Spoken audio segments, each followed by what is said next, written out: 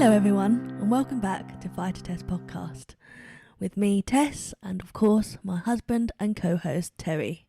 Well, that's a lovely introduction, thank you. Hello everyone. So today's episode we'll be talking about my life before my PH diagnosis. I mean, it's quite interesting to go through into that subject, so why don't you tell us about your early life? As I was growing up from a child to an adult, when it came to health issues, I had many. I wasn't the healthiest of children. When I was 6 months old, I had to have a lower lobectomy, which means the two bottom lobes of my right lung had to be removed. I then had bronchiectasis, emphysema, and to add to it, I also got diagnosed with asthma. Did you have any toothache in the middle of that, or did you have enough stuff? I think I had enough stuff already, thank you, Terry. So as I was growing up, I had symptoms of asthma, which were shortness of breath.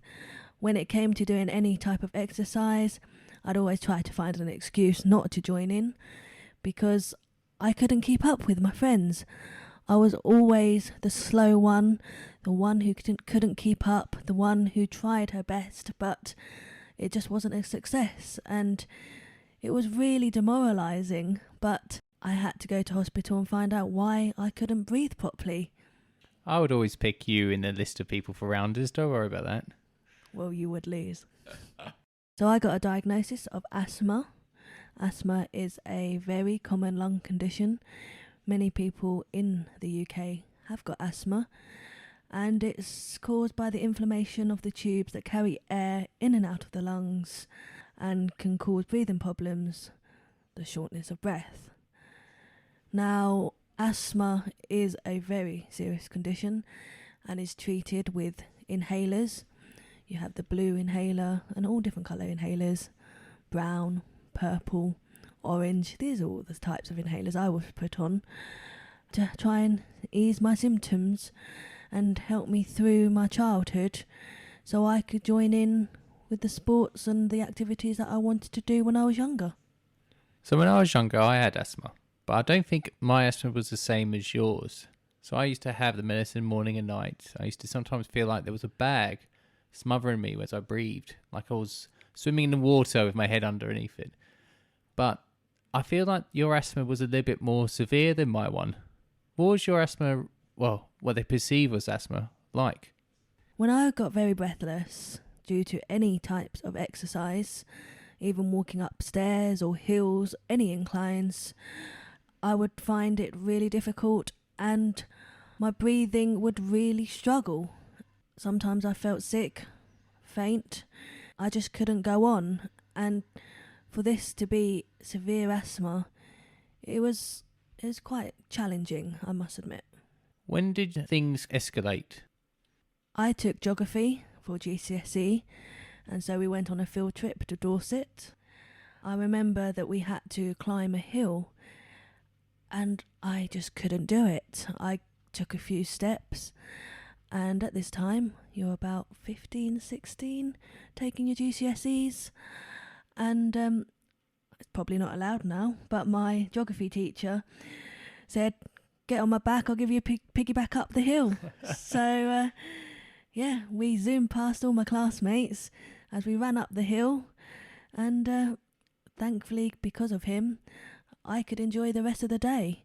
I got tired very quickly as well, so that really did help me, having a piggyback up the hill to the view of Dorset coast. So did you feel disabled at that time? Did you feel really limited in what you could do because of this? Yes, I felt really limited, but I just assumed I was a severe asthmatic and that's how I was treated. People with asthma can still do sports. Not all, but they do encourage you to continue sports because it gets air into your lungs and gets your lungs stronger. So being told to continue exercise, I also played the trumpet.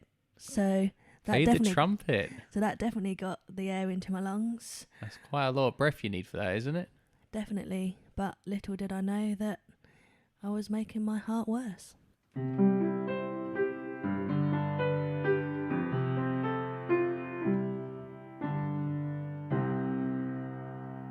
What led to your diagnosis of PH? Fast forward to when I went to college. I had gotten my GCSEs. I got into Colchester Institute. I was doing a national diploma in music. Everything was going really well. We decided to go bowling one day.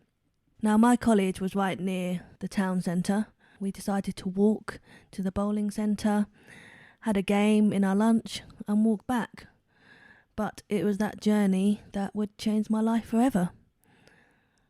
As we were walking, I was finding it more and more difficult to keep up.